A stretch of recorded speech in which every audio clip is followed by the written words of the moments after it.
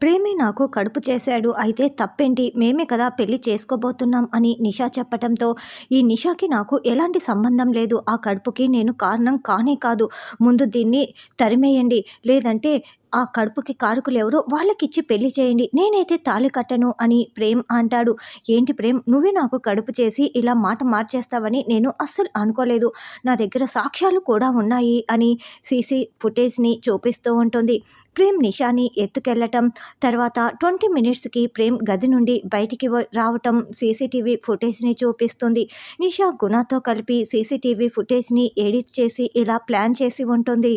నిషా పడిపోతే నేను గదిలోకి వెళ్ళటం నిజమే, కానీ నేను 2 నిమిషాలకే బయటికి వచ్చాను. ఈ నిషా ఆ సీసీటీవీ ఫుటేజ్‌ని ఎడిట్ చేసి చూపిస్తోంది. నాన్న, మీరు నన్ను నమ్మండి, నేను ఏ తప్పు చేయలేదు అని ప్రేమ్ చెప్తుంటే, సరేనమ్మా నిషా, ప్రేమేమో కాదని చెప్తున్నాడు. నువ్వు డెలివరీ అయ్యే వరకు మా ఇంట్లోనే ఉండు. డెలివరీ అయిన తర్వాత బిడ్డకి DNA టెస్ట్ చేయిస్తాము. అప్పుడు ప్రేమ్ బిడ్డ అయితే నీకిచ్చి పెళ్లి చేస్తాము. లేదంటే తక్షణమే ఇంట్లో నుంచి వెళ్ళిపోవాలి అని హర్ష చెప్పటంతో, అలాగే అంకుల్, నాకు ఓకే అని నిషా చెప్తుంది. నేను ఏ తప్పు చేయలేదంటే ఇలా నిషాని ఇంట్లో ఉండమని చెప్తున్నారు ఏంటి? నేను ఒప్పుకోనని ప్రేమ్ అంటాడు. నువ్వు ఏ తప్పు చేయనప్పుడు నీకు భయం ఎందుకు? నువ్వు ఒప్పుకోవాల్సిందే ప్రేమ్ అని హర్ష చెప్పటంతో ఇక ప్రేమ్ చీకొడుతూ అక్కడి నుంచి వెళ్తాడు.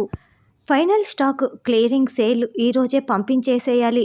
ఈరోజు క్లయింట్‌కి చేరకపోతే మొత్తం ప్రాబ్లమ్ అయిపోతుంది అని ప్రమోద్ చామంతికి ఫోన్ చేసి చెప్తాడు. ప్రేమ్ ఏమో ఫోన్ తీయట్లేదు అని చెప్పటంతో, సార్, నేను ఈ విషయం ప్రేమ్ బావకి చెప్పి ఆ స్టాక్ మొత్తం వచ్చేలా చేస్తానని చామంతి అంటుంది. ఇక ప్రేమ్ అయితే, ఏంటి నిషా ఎలా చేసింది? నేను ఎందుకు ప్రాణాలతో ఉండాలి? నేను కట్టిన తాళిని అంగీకరించటం లేదు అని చాలా స్పీడ్‌గా డ్రైవింగ్ చేసుకుంటూ వెళ్తూ ఉంటాడు. ప్రేమ్ బాబేమో ఫోన్ తీయటం లేదు. ఇప్పుడు ఇక్కడ ఫైనల్ స్టాక్ ఏమో క్లియరింగ్ తప్పకుండా పంపించాలి. నేను ఆ స్టాక్ గురించి ఆలోచించిన ప్రేమ్ బాబుని వెతకనా అని చామంతి చాలా కంగారు పడుతూ ఉంటుంది. ఇంకోవైపు తాళి అక్కడున్న హ్యాండిల్‌కి తగిలి తెగబోతూ ఉంటుంది.